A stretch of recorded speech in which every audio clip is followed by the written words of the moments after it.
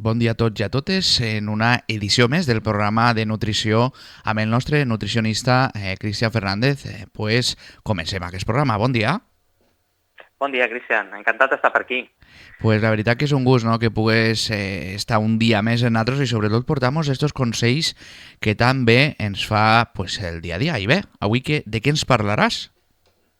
Doncs mira, avui m'agradaria parlar del greix, en aquest cas no del greix alimentari dels aliments, sinó del nostre greix corporal i quins tipus de greix tenim al cos, perquè pot ser molt interessant saber que també hi ha greixos que són saludables dintre del nostre cos, que no tot el greix que tenim acumulat és perjudicial i tenim d'altres perjudicials, no? Però que hi ha dels dos i bueno, m'agradaria comentar-los avui.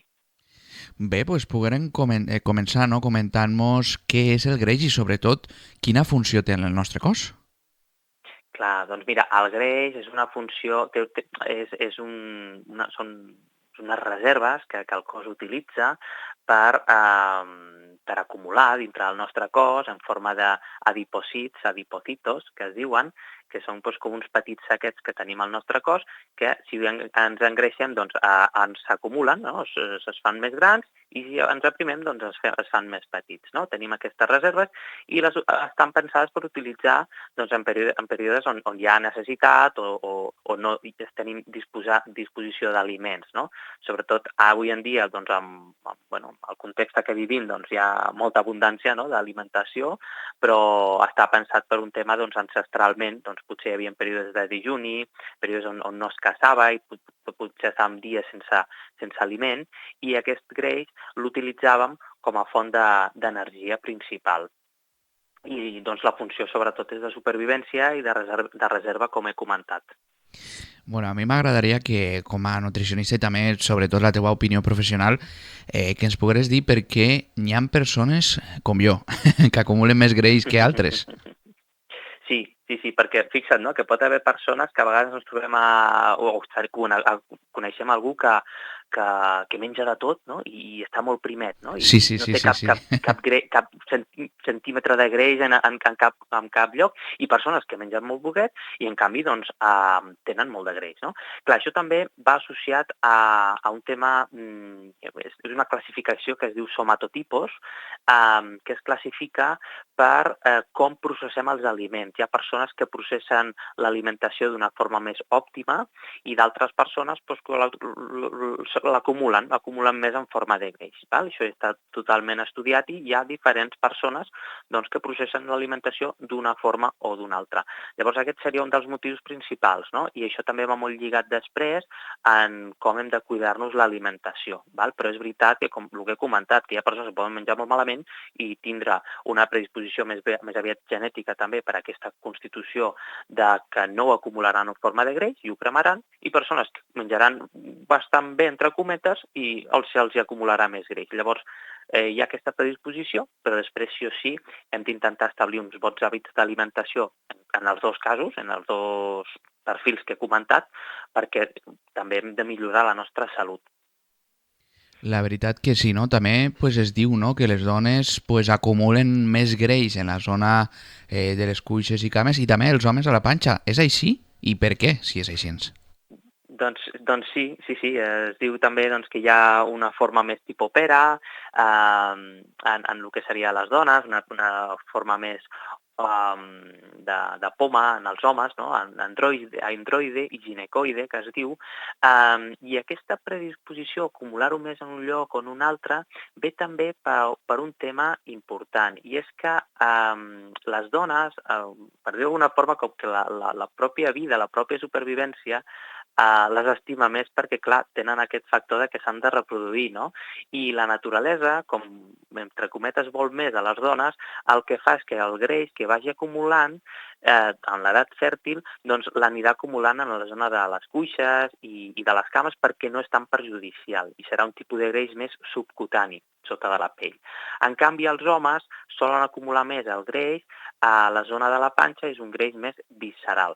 Però què passa? Que les dones normalment després, quan hi ha aquest canvi hormonal de la menstruació, d'aquest període que passen, doncs, que ja no tenen la regla, el cos amb aquest canvi hormonal ja comença a acumular el greix també a la zona de la panxa, a la zona abdominal. Val? Llavors, bueno, és com una mica curiositat, però també perquè entenguem per què hi ha aquesta distribució i és per aquest tema, també.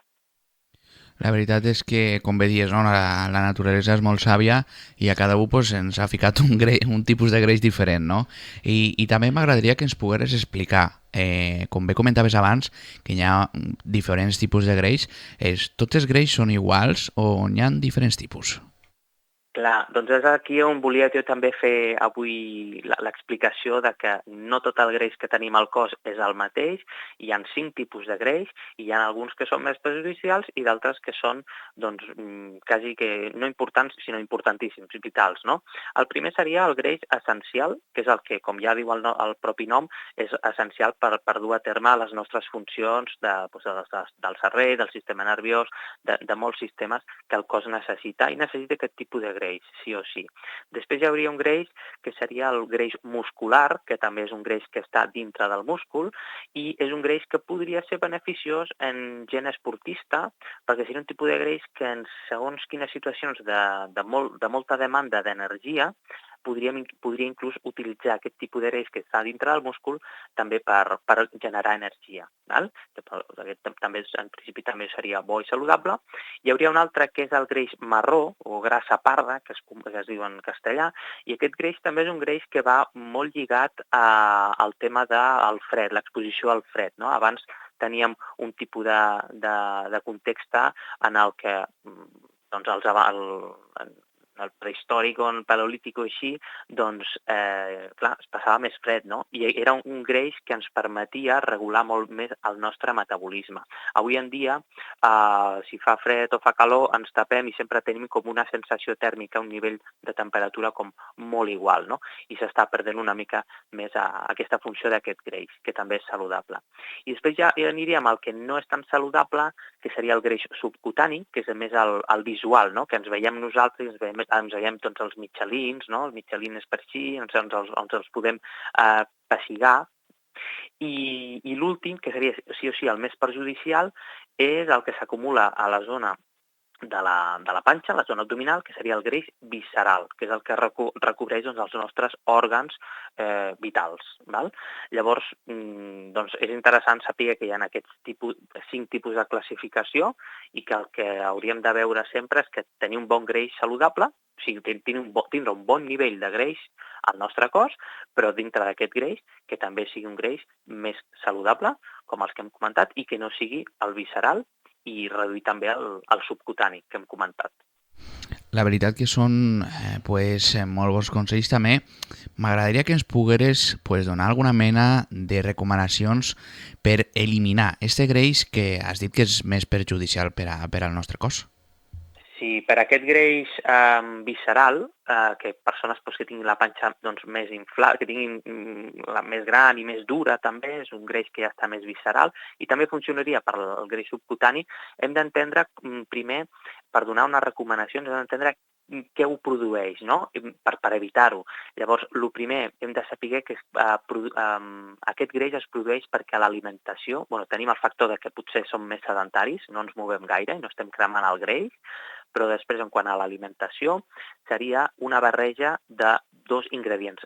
Olis refinats i que estiguin a altes temperatures o siguin processats, tot el que hi hauria a la bolleria, per exemple, i després unit amb el sucre també, sucres també els aliments processats. Llavors, hauríem d'evitar aquest tipus de greixos, inclús vegetals, però que ja estiguin refinats, i també qualsevol tipus de sucre, que són els que impacten més negativament en la nostra alimentació. Llavors hauríem de retirar això i després incloure bona quantitat de verdura, bona quantitat de proteïna i els greixos que puguem posar-hi que siguin greixos saludables. Com quin? Com l'oli d'oliva verge, per exemple, un aguacate, les semilles, els fruits secs també, peix blau també. Aquests tipus d'aliments contenen greixos que són saludables i que no hi hauria cap problema. I ho hem de posar amb més verdura dintre de la nostra alimentació i un bon aport de proteïna també. I com a últim, hidrat de carboni, però en funció de l'exercici físic. Si no estem fent molt exercici físic i som més aviat sedentaris, no estaria justificat posar-hi hidrat de carboni com pa, pasta, arròs o patata. Llavors hauríem de reduir això i introduir més quantitat de verdura. Ara que parlem de la verdura, perquè jo conec que hi ha molta gent que diu mira, és que a mi no m'agrada menjar la verdura, com ho puc fer per a que no em dono compte de que estic menjant verdura i puga seguir una alimentació adequada? Clar, sí, és veritat que a vegades costa, no? I persones que no tenen uns bons hàbits, potser també molt ben derivat de que no els agrada molt la verdura. Hem d'entendre també que la verdura, hi ha moltíssima verdura, val? I que és difícil que no t'agradi tota, és difícil que alguna no t'agradi. Llavors hem de mirar quina verdura t'agrada i també després en quin format, perquè, per exemple, una pastanaga crua no és igual que una pastanaga al forn, que una pastanaga a la planxa, que una pastanaga al vapor, no? Llavors, que també canvia una mica, el tipus de cocció també pot canviar el sabor, val? Persones que també no els agradi gens la verdura o la trobin insípida, que diuen, ostres, no em sap a res, no m'agrada, però no perquè no m'agradi, sinó realment és que no em sap a res, no? Són persones que possiblement tinguin el paladar alterat. Què significa el paladar alterat? Persones que prenen productes, doncs això, més processats, que tenen potenciadors de sabors, que alteren el paladar, inclús també begudes, doncs això, refrescos, tot i que siguin zero o light, però també tindran aquests potenciadors de sabors. Llavors estarà el paladar alterat i això farà doncs, que la verdura no ens agradi, no? Llavors, per tornar a que ens agradi més la verdura o tingui més gust, no és un tema d'afegir-li més cosetes a la verdura o maquillar-la, sinó veure si estic prenent productes que ja són malsans o més processats i em generen una alteració del paladar, els deixem i durant 2 o 3 setmanes recuperem aquest paladar i tindrem molt més gust per la verdura.